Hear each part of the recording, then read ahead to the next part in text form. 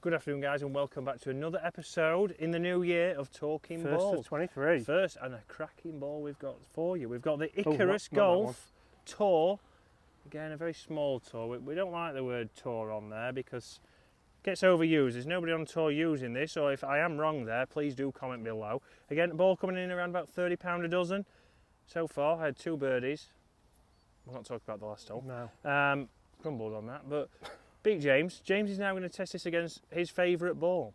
So this is a 4-piece urethane cover. James has got his favourite ball. Of last year, the Stripe, that was a 3-piece urethane as well. So 3-piece. Interesting. Tell me what you're testing it against. Oh, I mean, I can test it against a Pro V1, a 3-piece ball. Let's do that. So we're going to do that, guys, but we're going to play 2 shots from here. So we're going to play a bump and run, because that's, again, a shot that we use a lot throughout the year. Not many people practice, but when you get a ball that maybe is a little bit cheaper, can you control it just as good? And then we're going to go into a James Robinson special, a 60-degree lob. Yes, please. You going first? From the same line. I'll lead us off. Right. So, I'm going to go Icarus first. Where are you going for your bump and run? What club? Oh, I've gone 8-iron, James. What are you going to go? 50-degree. Oh, right. I've gone 8-iron. Grip down it, treat it like a putter. Icarus first.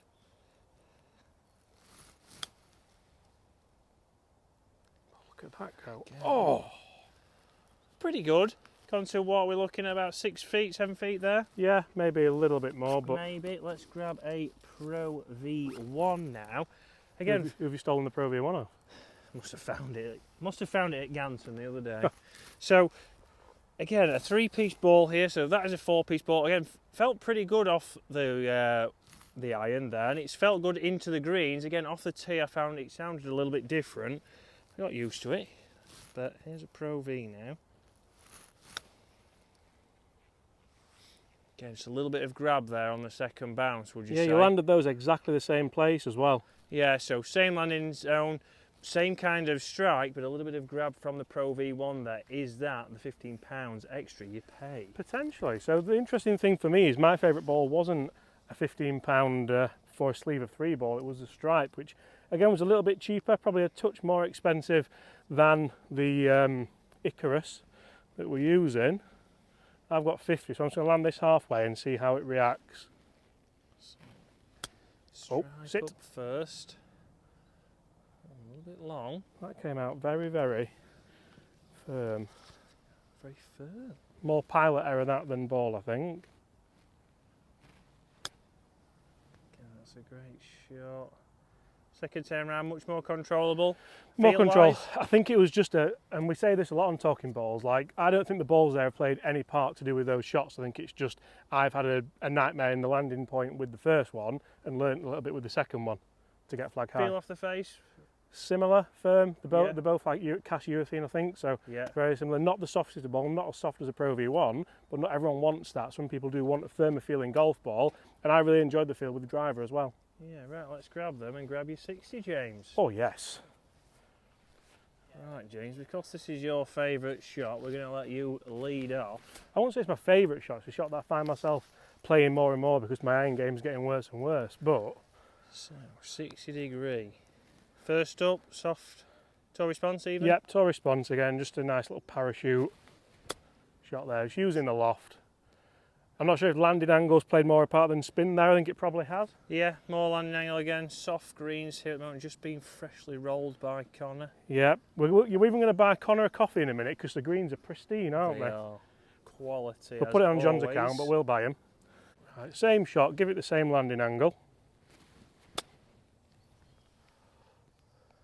Again, pretty good. I probably caught it a touch heavy, but you're taking both those shots realistically from here. You've got the loft, you've got the stop, and we're not in that deep, horrible bunker. Again, I probably felt a little bit more control with the TaylorMade, but again, it's more the shot than the ball. Right. And this is also where Chris is going to tell me that I had too much loft there, and I'm going to agree with you. Yeah, a little bit too much loft. I'm going to play this one a little bit lower. I do have the 60, Ooh. so I do have one in the bag, but we're going to play a mid-trajectory shot here, try and get this landing on. Again, it's wet greens, it's going to be hard to control. But let's see what we can do. Nice, much more of a mid-trajectory there. Again, that's the Icarus. Again, feels what we'd expect. And one thing we have seen with it, as Connor gets the blower on before he goes and gets his coffee, is standing up pretty well. It's durable, it's not scuffed up. We've played 3 holes with it and it still looks brand new. A lot of other balls that we've tested have scuffed up pretty quickly.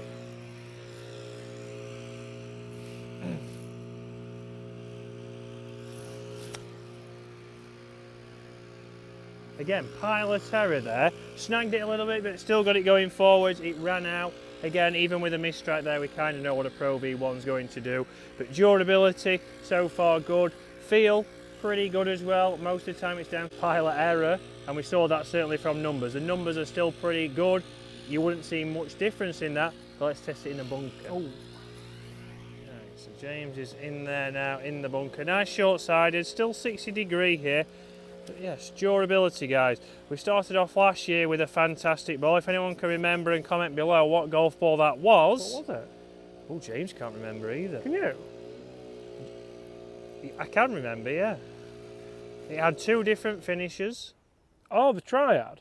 The Wilson Triad. It was a great golf ball that we started last year with. Stopped on a dime again. Really good, stopping very quick. Good interaction with the sand there. Again, both just feel good. I'm struggling to really tell a difference around the greens. The big thing you would try and do here maybe is get a dozen of each ball, throw them around the green and then test them blind so you're not really prejudicing the outcome too much. But again, 2 shots that you're going to take out of the bunker here, you wouldn't want to be here because you're a little bit short-sided and there's a big drop off after the flag as well, so you're really thinking about getting that distance control correct. Both balls have done the job for me there, Chris. Right. So Pro V1 up first on this occasion.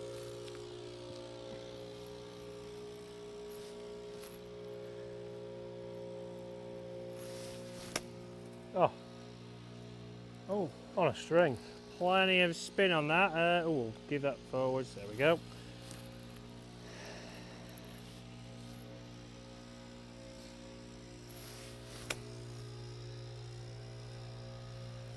Again, a little bit more sand interaction with the second ball, but a fantastic ball there, guys. A great one to start with. But this would be interesting where you see if the balls had no logos on them, would you see any difference there? I wouldn't say that the Pro V1 has stood out there above all the rest, although 90% of golfers will use a Pro V1, and you'll be spending at least £15 more than this one. If you think about the Kirkland that everyone thinks we're sponsored by, but we're not sponsored by, at £24 for 2 dozen, isn't it? Yeah. 24 for 2 dozen, £1 a ball, give or take. Again, if it was blind testing, you might not see any difference exactly. Over a season, you might get some with a few scuffs on them to start with. But guys, a great golf ball there. The Icarus coming in at £30. You can get them online, although at the moment they are sold out. But guys, give them a go. A great ball to start the year, and we'll see you again at the same time tomorrow.